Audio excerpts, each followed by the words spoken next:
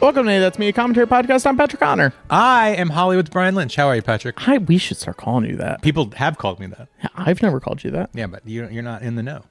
This is a podcast, Brian, where we do audio commentaries on movies and TV shows with the people who worked on them. Go who on. Never got to do audio commentaries for them. Well, that time has come. Now that day is over. They can't say they've never done it anymore. They can. It would just be a lie. Today, Brian, we're watching season 5, episode 14 of Angel, Smile Time, with the writer and director Ben Edlund.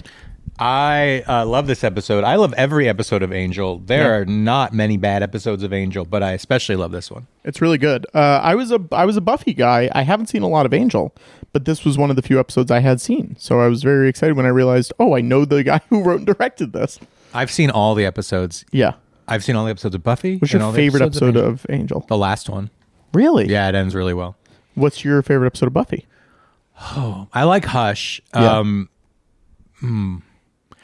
I do like Once More with Feeling. I do like the musical one. I'm going to say Hush. You know Hush that is one great. is? Yeah, of course. I've seen all of Buffy. All right.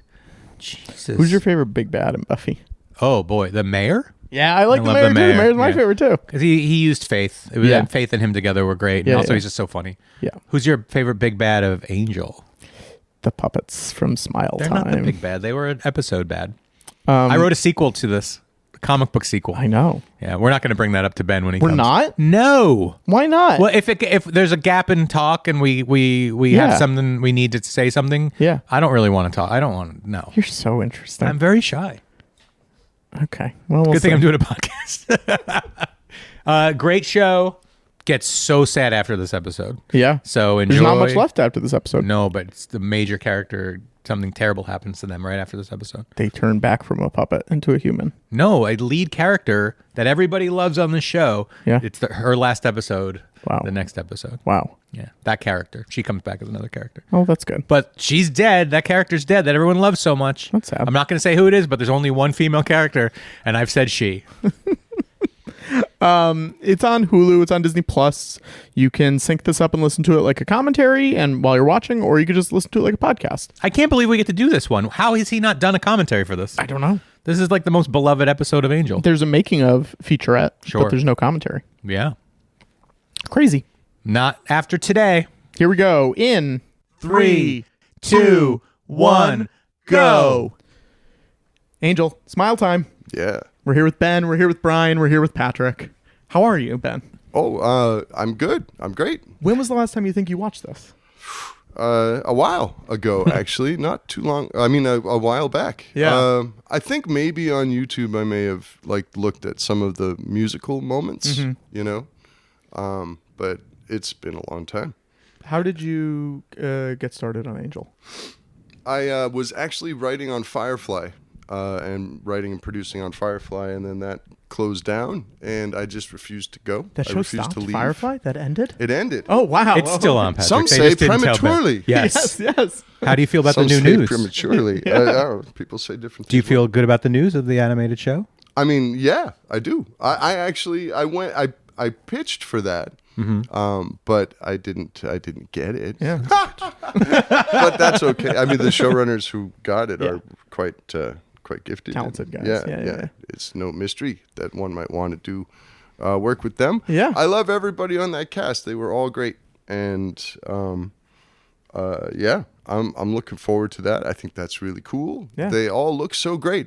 They shouldn't even do. animate it. They're they look right. good. They all look good, yeah. But no, that to me has always been a universe that was short shrifted. Is that correct? Yeah, that's right.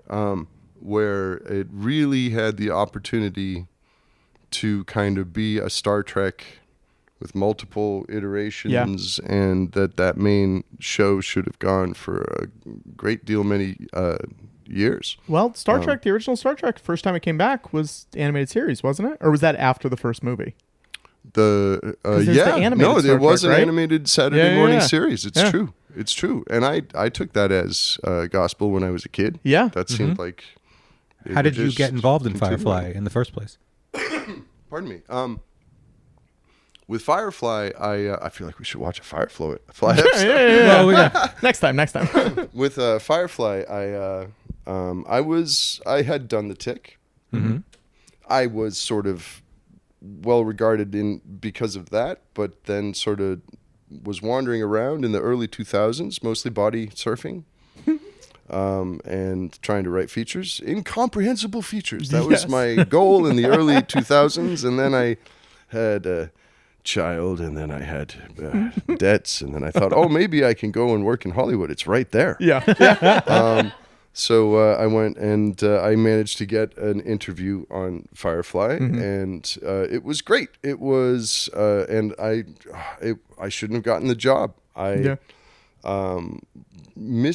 I didn't realize that Tim Minear was not Joss Whedon, and Joss Whedon was not Tim Minear, which I imagine would be quite an affront. Yeah. So I misrecognized Joss Whedon, and then sat down, but then had a great meeting, and Do you know the difference now?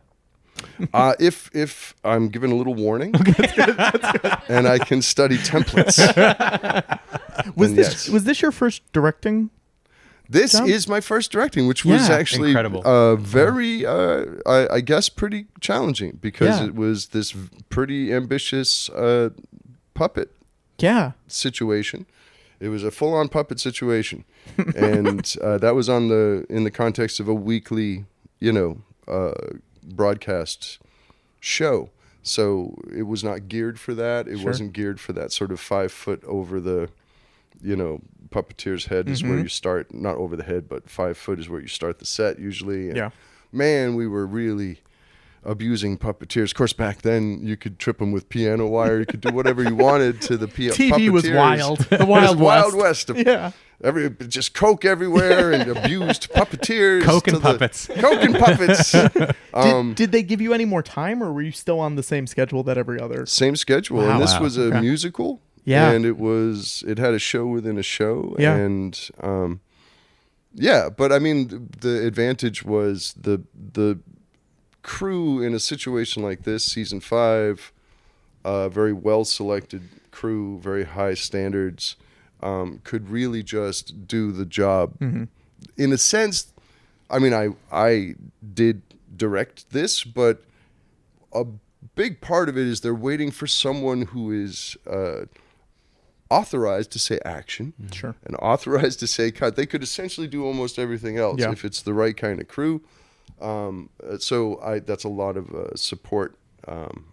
Anyway, it was great. It was great. It was really, really like that was a period with Mutant Enemy where they were they really intentionally were a kind of a teaching college for like showrunners, which you can kind of see from that so era. many people came out of it as showrunners. It's crazy. And directors, because they wanted you to produce. Hey, that's me. They wanted you to produce, and they wanted you to kind of that's me again. Hey, that's me. I just fainted. He's good. He's okay. It's just dead silence for the rest of the episode. We stopped down for a Guys, few that minutes. was a great show. I enjoyed it immensely. Let's do it again as soon as possible. But it's crazy how many people came out of it and are like still running TV. Like even Tim's 911. He won't stop. It's He crazy. won't stop. Yeah. He used to be the manager at a Sizzler. Wow. Yeah. Good for him. Yeah. Hollywood. And when you hang with him for a little bit, you go. You see it. I can see it. I can see all the brilliance and the excellence in his latter life in television. I witnessed it firsthand. But also I could imagine him really managing the hell out of a Sizzler. Were you nervous? Like, were you on set when you were writing episodes but not directing?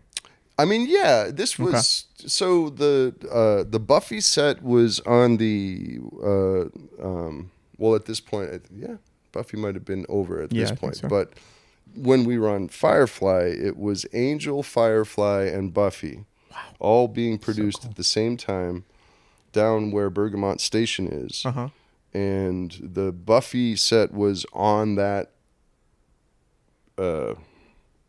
lot. And it was like these old warehouses that they chased the pigeons out of, and they were way too short to have like a real lighting rack. Great. And that's where the high school was. Please excuse me. But And so then Firefly was on the Fox lot, I believe, and Paramount had the Angel sets. So like we'd be like chasing Joss around with a whiteboard. Yeah. Oh, he's directing an Angel episode, and we need to pitch this Firefly episode. Uh-huh. So we had to just be somewhere available and then just jump and go, this is where we're thinking, like, so that was a really interesting, it was wild because you had this amazing Firefly set. You had all the cool sets associated because this was Wolfram and Hart era. Like right when I got there, it was toward the end of just prior to the Wolfram and Hart era. But they had just these crazy sets. It was very Hollywood. Yeah. In that old sense of like just going from a spaceship to a mausoleum across town. I got to drive to a fake mausoleum across town. I'm in a law office. I'm doing lots of work in fictional environments. It was just shy of that Pee Wee Herman vision of like centurions and cowboys hanging out Mummies. at the watering hole. So what do you think the biggest difference between writing and directing on one of these shows was for you? In terms of work, in terms of interacting and then with everybody? Pictures? Yeah. But in terms of like interacting with the actors, in terms of like actually, telling them how you want it done, blah, blah, blah. In this case, like it was really stepping to the fore and putting everything out there. This was my first instance of directing, and it was like a pretty high bar. And these are all very gifted and generally really practiced actors. So scary as hell. Hell. I did have a moment of I was in a fetal position at one point after work. 2 days in or so, you have to do it. Sure. This is a very scary kind of endeavor. Passage. Because this is not like, I'm doing my student film. Yeah. It's like 75 professionals looking at you like, why are you here? That's how you think they're looking at you. Yeah. They're not really. Hey, that used to be my address. Oh, really? Hey, that's me. Hey, that's my address. Do you have one of those? That's our spinoff. Were you living there at the time of this? No, I had moved to Horizon. Okay. Just a little bit in the Venice area. Yeah. And then up to Topanga. Very typical. Remember how you guys came up with the idea for this specific episode? For this one, yes, I do. I do remember that. That's good. Joss was in, his father had worked for the Children's Television Workshop, so he had grown up around Muppets and had a history of that. Oh, that was eerie. I scared myself with the TV show I made. It's that good. It's that good. It's that compelling and terrifying. This was at the end of the night, just to speak momentarily on where we had very little time to shoot this sequence. The whole thing, it was like we had gone over it. It's always the case. And we had to he has to visit this place. So this was it was an office, a production office on the soundstage area that we were able to dress in this way. But you'll see this is a oneer. It's what they call a oneer. It means it's just one of it. And it was my solution because we had no time. Sure. So when he enters and we pass that column, he starts to be affected by the sort of area of effect spell on the entire office, but he shakes it off because he's a vampire hero. And then we fix the camera. And then this very advanced filmmaking. Yes, and very impressive for a first timer. Yeah, I had watched a lot of movies and TV at that point. Yeah. But yeah, so that was I guess it's not a oneer. That was one shot I'd like to describe. But this whole sort of situation was one of those moments that directing is very. It's the nth degree of pressure. So one of the differences between I can't believe I'm bringing this around to your question. No, it's amazing. Great. You're doing great. One of the different. Hey, shut up! No, it's kind of a oneer of an answer. It's a portamento of an answer. Oh God. Anyway, Is that what's his name? Aesop Rock? No. It looks Which one? It's David Boreanaz.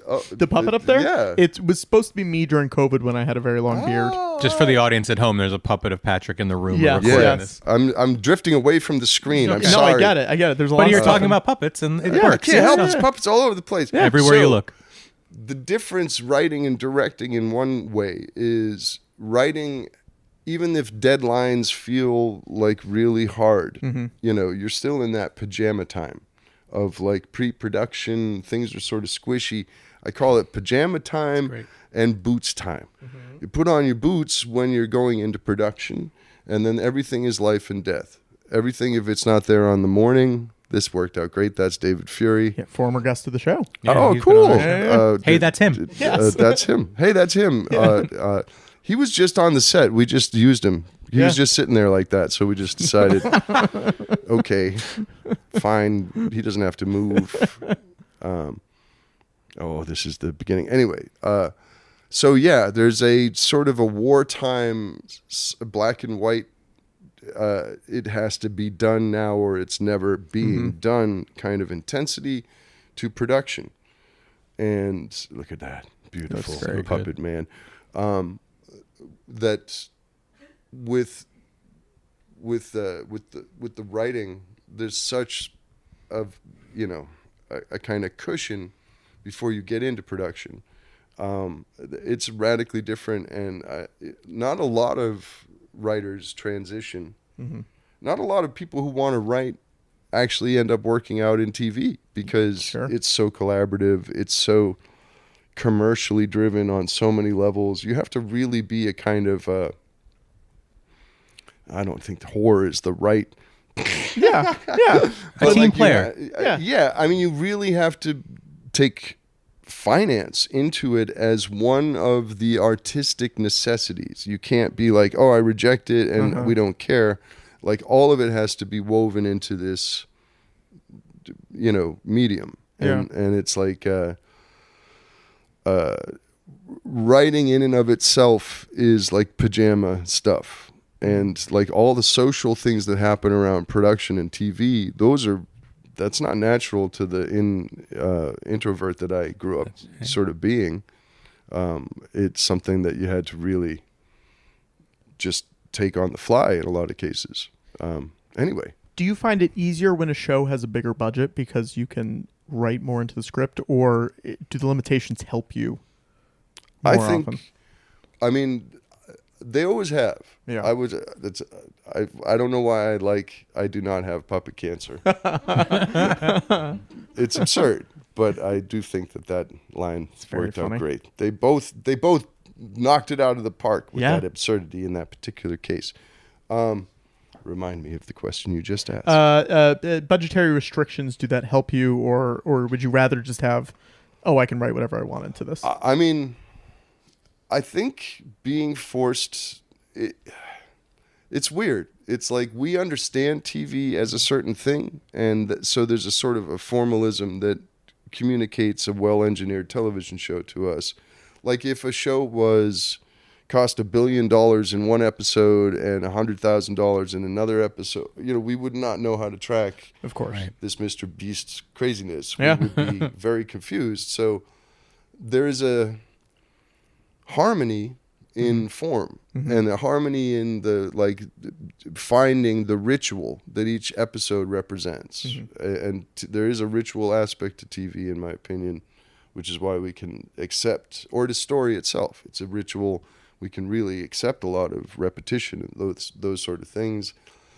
Anyway, endless budget gets you lost because you don't have to use what you used. You can just keep going. You don't have to milk what you had. You don't have to use sets that you've used before. Totally. You don't have to actually it makes more like it feels more real to have a world that has a kind of a geographic coherence to it, which can be forced by budget. You know, the sort of the most extreme version of it would be a sitcom with a living room set.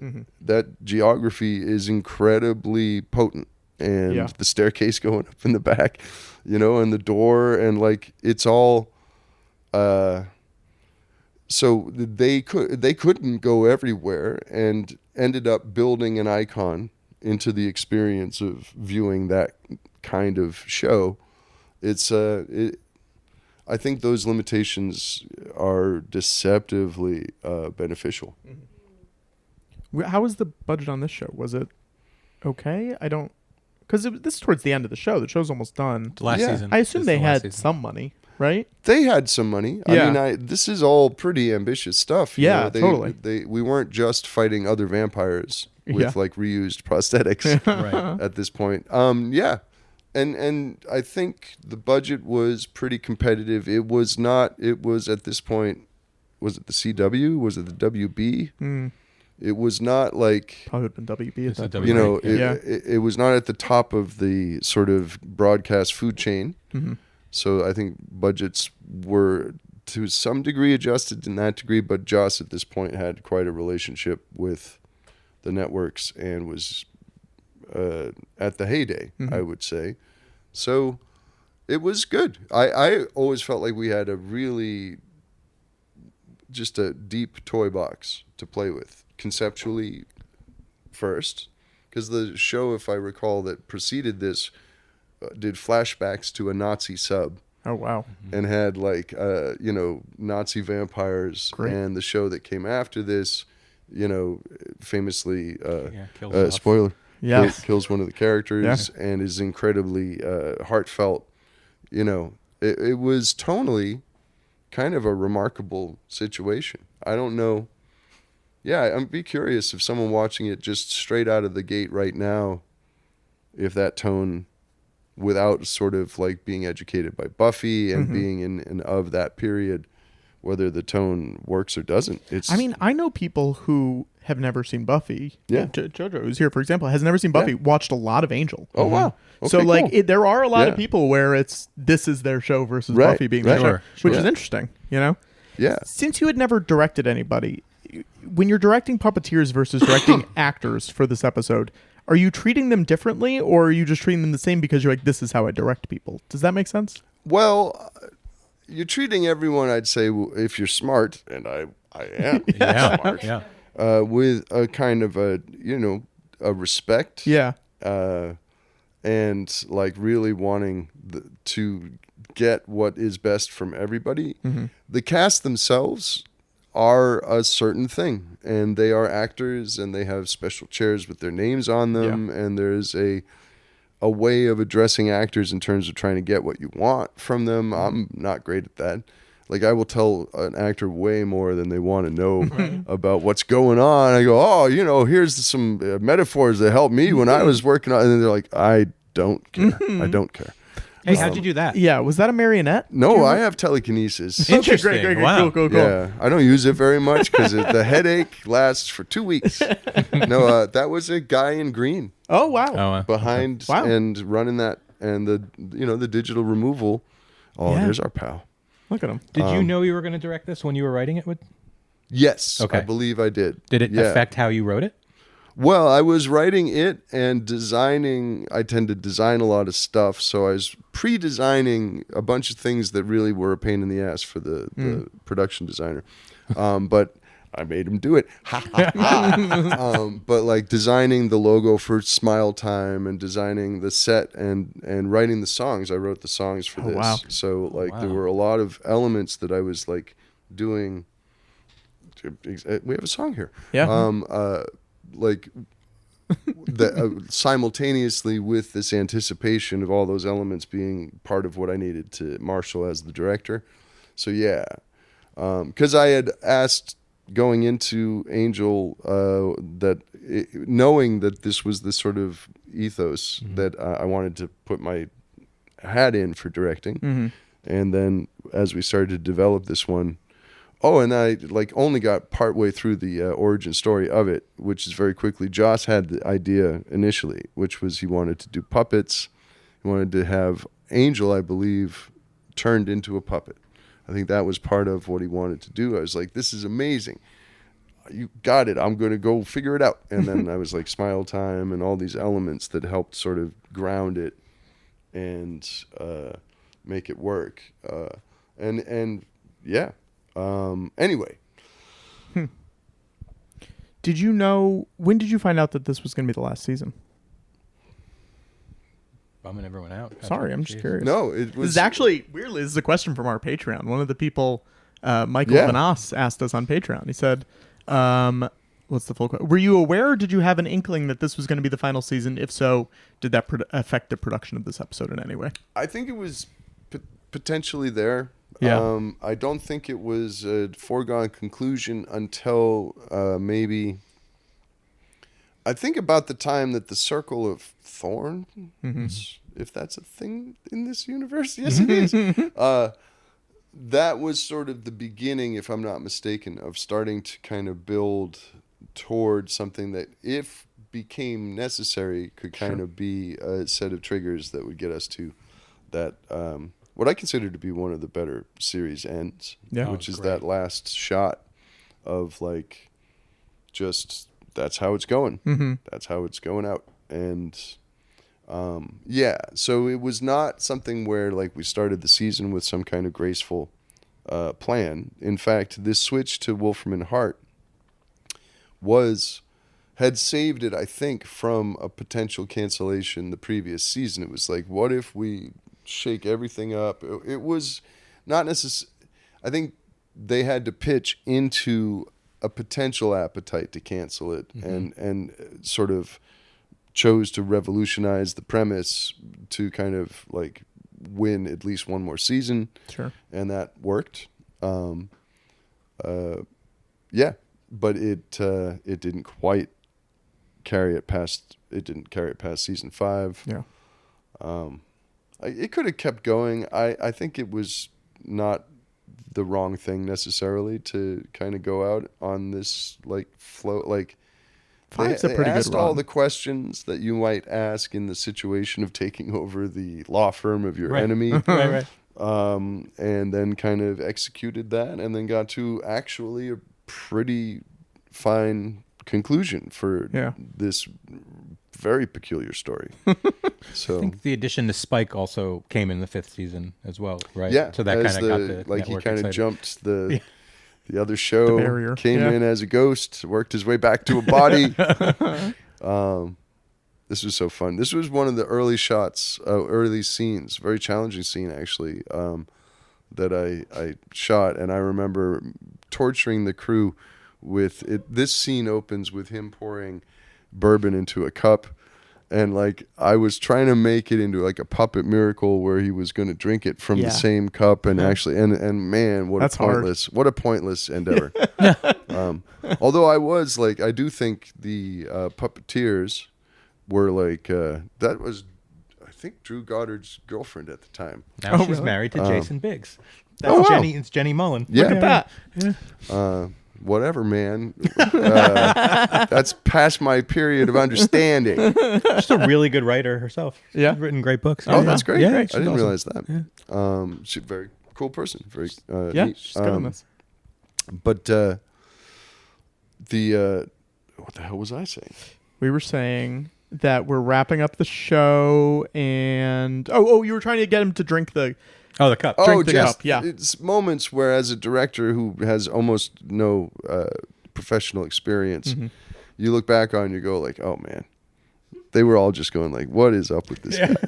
What is he doing? And like David was there. He was, pretending to be this like unanimated puppeteer, and he's like also a director who's done it more than once, and he's like, he's definitely going like, what are you doing, man. Edlund? I'm getting tired of laying here. Yeah. I got this latex appliance on my back that's crawling down to my waistline. Stop fooling around with that bourbon trick.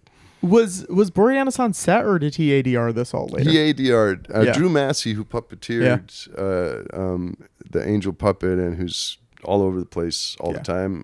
He's very talented. Works with Henson and really cool. Was the sort of point person who brought in all the other puppeteers. And then, he did a really good performance that sort of David had to follow. And it's good, actually, because like there's something sort of comedic about the excitability of the puppet and David doesn't quite match that excitability as a general like wavelength. Right. He's kind of a lower key kind of dude. So I don't know. The whole thing is it's got an eeriness, an uncanniness to it that feels funny. Do you have a favorite kind of monster?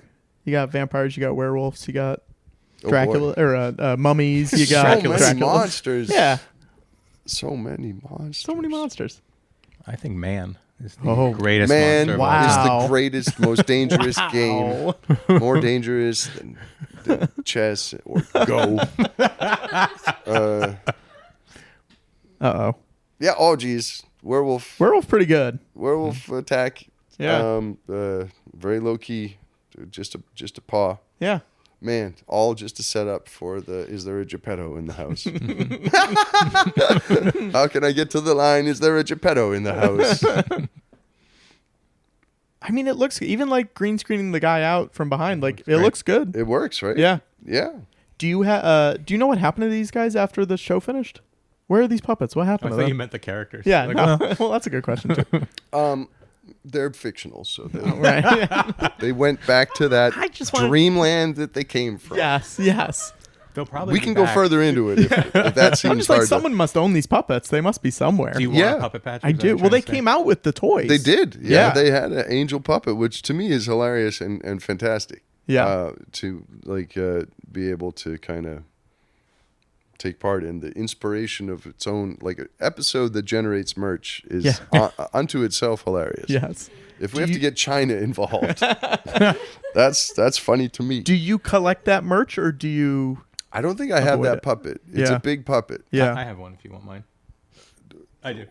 You should keep it, man. All right, It's yours. All right, I'll keep it. How does he keep things? He keeps a lot of things. Okay, Well, it's His like wife's just not gives happy them about away. it. Yeah.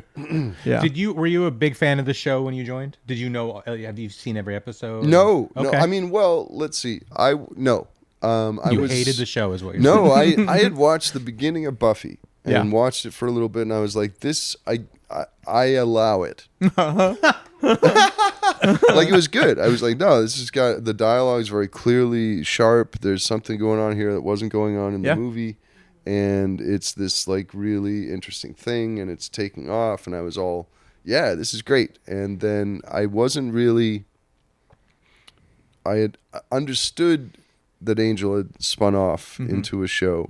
Like, I had watched episodes with him and his chemistry with Sarah Michelle Gellar, and like, I mean, he remains a compelling television force. Yeah. There was a time when he had cheekbones of a certain quality Right.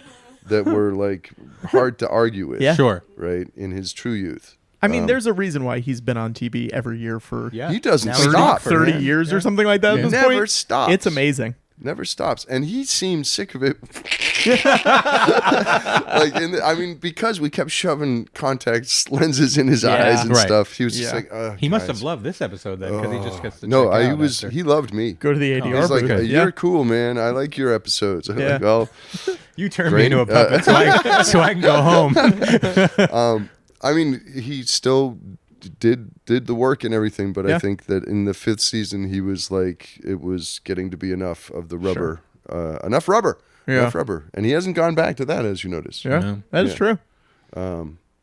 Yeah. Who did you like writing for of the characters or the actors? I mean, let's see. All of them. I mean, Lauren was fun because there was this certain kind of like almost a tick quality Yes. to his way of speaking. I actually, and I really liked Wesley, because of where he went. I ended up working on a number of episodes where he kind of went crazy, like after Fred went sort of turned into Illyria, and so. Like in the time travel kind of Slaughterhouse 5 episode that I wrote, I ended up being on set all the way through and being a kind of like just working with him on insanity, not from personal experience, just as a speculation, but just that, like, yeah, those things were fun. They were all fun. The show itself was the character. Like, it was such a strange show that really, to me, the epitome of it was, in essence, like I had pitched, and we were going to do for a while a moment where they were like fighting. I forget what. Maybe some bad vampires that had broken into Wolfram and Hart, and the net effect of all of it was a vampire was confronted by a ghost, and then jumping out of the ghost, a werewolf attacked the vampire. Nice. Because it was good. Spike distracting this vampire, and then Jenny was jumping out of like Cool. the Spike's middle as a full-on werewolf and ripping apart this vampire. So I was like, this is an amazing situation. Yeah. There's Like- almost no other show where you could do that. Yeah. Almost. Who's Yeah. the boss did it? Oh, the I forgot season about- before, I so that's forgot probably about- why you who's guys the couldn't do What's it. that? Who's the boss did it? Oh, yeah. yeah. That's Classically. true. Tony Danza. I really got raked over the coals for that pitch, as it turns out. I pulled didn't the think Danza, anyone as else they was call it. watching that show. Yeah. Not on this staff. You guys did a good job of making that show look different from this show. Just being so colorful, so Yeah. bright. Was that a meeting? Like, were That was a there comps constant- that you were trying to Yes. make this look like? Yeah. I was drawing puppets. I drew Horatio, Ratio, or it was a lot of pushing on the system that was not popular. Yeah. You know, because I was like, this show, in the show, everything hangs on its reality. If this feels real, the puppets will be weirdly sinister. Yeah. If it feels like it's just us sort of pretending to do this children's show, it'll, in proportion, it will feel as scary as we can make it feel like a real, you know, children's show. Or Yeah. twisted. I don't know that things get particularly scary on television, but it was definitely twisted. Oh, Yeah. Drew Massey, I was calling in one day in the morning. I was driving in. I was, we need to have scars on his face after being mauled. And they were like, we can do that. Whoa. But it was that morning. Oh my God. Oh, wow. Like, Looks so good. yeah, that was great. It's nice to have people at your disposal where they're like, yes, we Yes. can make that happen. They don't Yes. push back. Give and us go, an we hour. cannot do yeah, that. Yeah. I've fantasized about having a film crew with no film. Oh. And then just being like, today, this is what we're doing. Right. I think that's a They're like, cult. Is that what flying that in. is? I think that's. Well, a cult helps a lot. Yes. Turns out you can't have it without some kind of motivation. What's been your favorite crew that you've worked with? Oh. That's a good question. I think just You did it, overall Patrick. time. Thank you so much. Finally. That's a good question. Yeah. That one. I'm going to put it on the board. Put it on the board. Let's see. Because you've worked on a lot of cool shows with Yeah. talented people that will sometimes work on similar, like David Fury worked on the Tick reboot, know, Yep. like Yeah. Firefly people were a lot of the same people as this. No, it's true. I mean, I would say that, like, it's hard to not make the favorite crew the Amazon show that I was running, because you are the most dependent on your crew when you're running a show. Yeah. Even the prior Tick. That's great. Yeah. This is cool. This was one of those shots where we're in the set doing these kind of puppet moments. You can really feel the puppeteers getting excited. Yeah. They don't usually get to have as many like of these moments in a show. Hero shots and yeah, stuff. and work out stuff with the cameras and be like, okay, this is how this could work. It's we I think did a few things that not like they were just legitimate contributions to like sort of the puppet lexicon, right? Yeah. Because we really were trying. How's it working with kids? What's that? How's it working with kids? They always say don't work with kids, don't work with animals. I would. What I did is I wore a hazmat suit, Okay. and then kind of like the moment from Back to the Future, where Crispin Glover is woken up, and I would just boom at the child, only in the trailer. Yes, so until good. my Coppola rule style. was as soon as tears flowed, I was done. I job would step is out of the done. trailer. I mean, it's always under supervision. Don't That's get- good. No, yeah. that's good. But the booming, Yes. even the supervisor would be like, I don't think I don't know like about the this. booming, yeah. I'm not good with this. I've worked very, very sparingly with kids.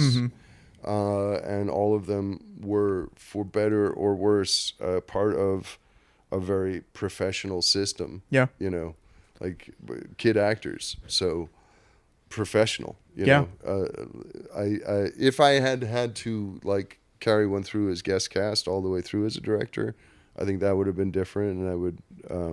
But it's just never been an obligation. Mm-hmm. Angel and the crew get turned into babies. You could do that Could episode. do that. Angel babies. Yeah. Oddly, I've worked with thousands of babies. Yes. Oh, interesting. Nothing to do with filming. No. When puppets are fighting each other, is there like a stunt coordinator?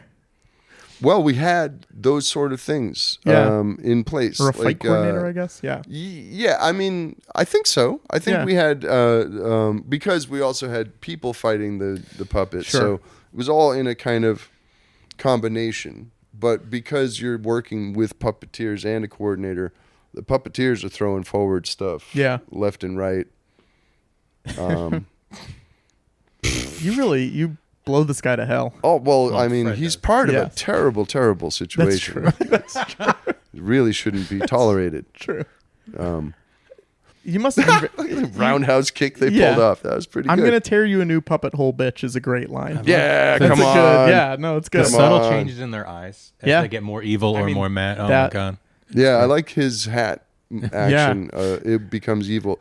This, we had only one shot. Oh, I yeah. think we had time for one shot, and he like goes in and then drops onto that spear. Like it just goes into his junk. Yeah, yeah. It was great. It was great.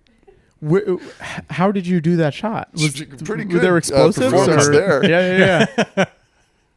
Were there explosives behind that, or like was it rigged to break? Or Yeah, it was breakaway Yeah. stuff, and God. gotta fun. finish up with some Latin. That was a tradition back then. You had to add some Latin, Yes. or things hadn't really happened. Do you know Latin, or was there a Latin coordinator on We set? had a Latin translator, someone who would. It was part of the system. Yeah. But I was not translating my own Latin.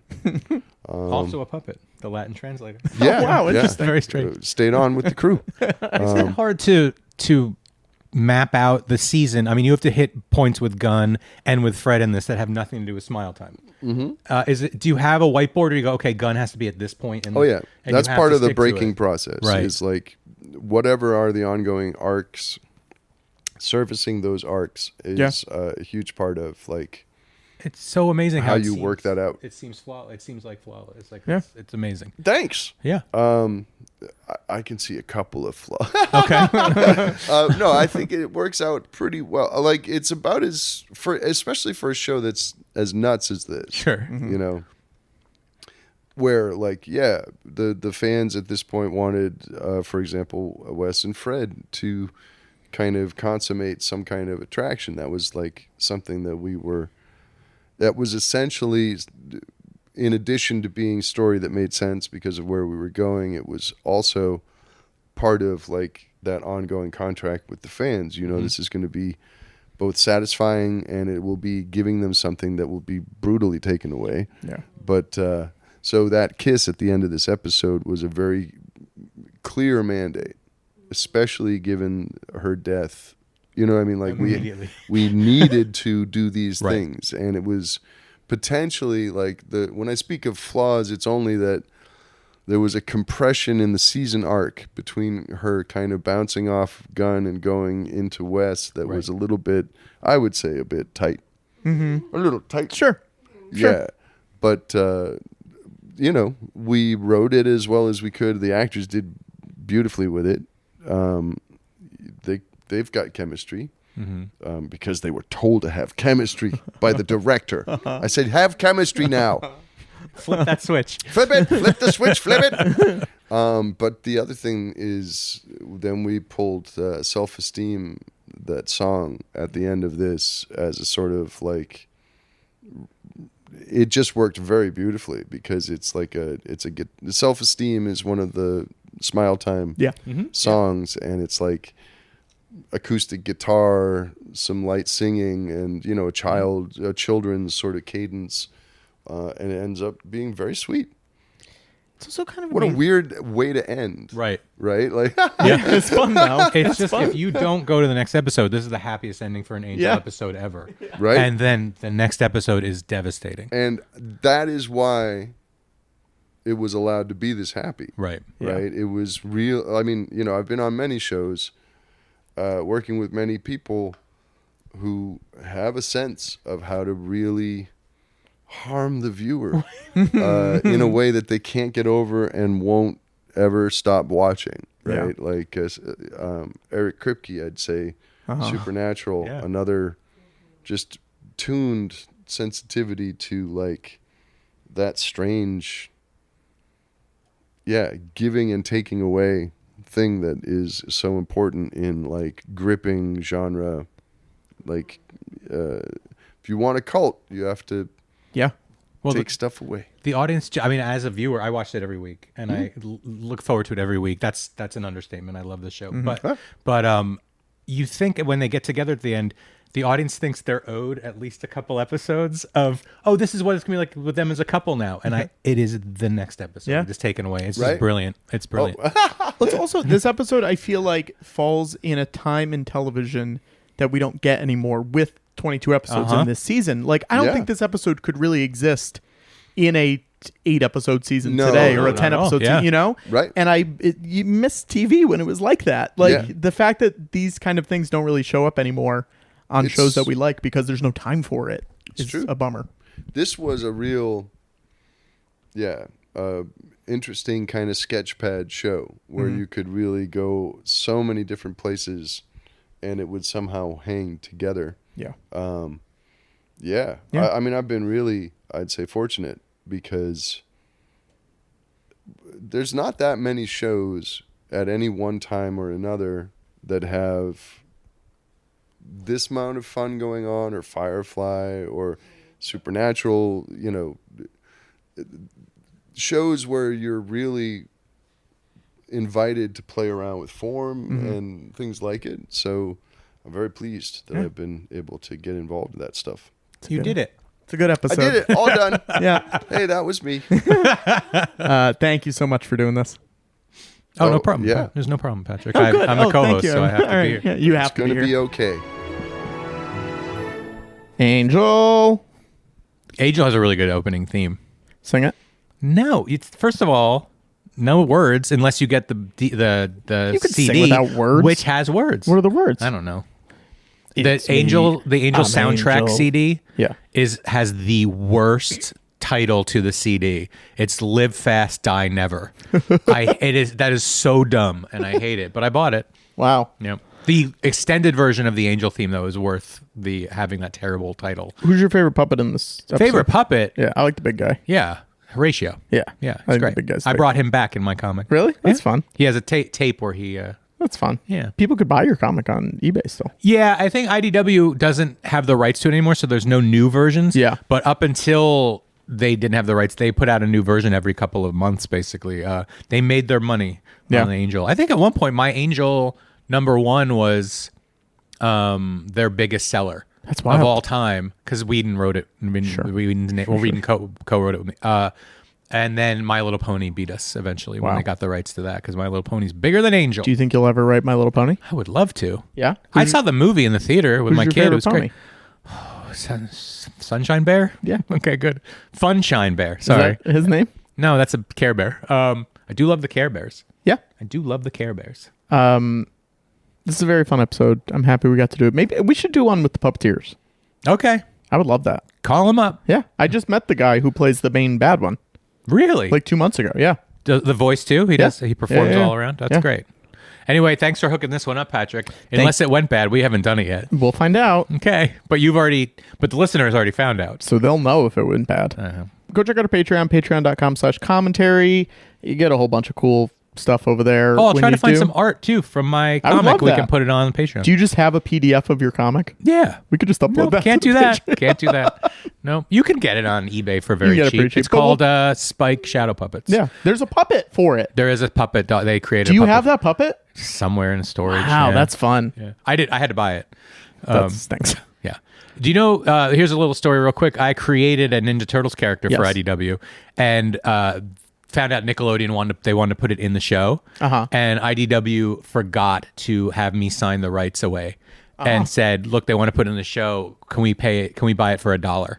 And I said, "Sure." I was just excited that it was going to be in the cartoon. Yeah. And now that character has action figures. It's the 5th character you play as if you have 5 players in the new Turtles game. And she's been on the show a bunch, so it's pretty cool. That's pretty cool. She's Raphael's wolf girlfriend, or Arctic Fox girlfriend. What's her name again? Alopex. That's a cool name. Yeah. But I was so happy they had a figure. So for $1, I made $1. It's more than 0. It is more than 0. Go leave a review on Apple or Spotify or YouTube or wherever you listen to podcasts. Or if you buy the Alopex figure, leave a review on Amazon for it. Send us pictures if you buy the Alopex figure. Yeah. Or the Spike Puppet or the trade paperback. Spike Puppet's hard to find. I believe that's an eBay It's on thing. eBay, And but is it going for anything? I believe it's going for more than the Angel Puppet. Sure, it's more rare. Yeah. There's 2 different angel puppets you can buy. That's true. One with the fangs and one with the face. Which one do you like better? I think I have both. I think I like the fangs better. Wow. Yeah. You got a whole storage locker full of Angel Puppets. That I don't want. Yeah. Nothing will make you dislike a show more than working on that show. Sure. I've learned. It was a comic book version. I get that. Yeah. Thank you, Brian. I don't dislike the show, I should point out. It's just you have to watch it a lot. So you kind of get tired of it. I don't want to say I dislike Angel. I like Angel. But this was the first time I watched Angel in years. That's great. I'm happy that we could bring you back into the fold. I know. It made me watch a bunch of Buffys, too. Wow.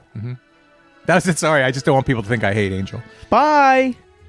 Thanks for listening to Hey That's Me, a commentary podcast. This has been a That Was Just So Funny production. Your hosts have been Brian Lynch and Patrick Hotner. Music was by Alex Peabody, and our art was by Abigail Noy. You can find out more about the show by going to heythat'smepod.com and checking out our Patreon at patreon.com/commentary. If you've enjoyed the show, please leave us a review on Apple Podcasts.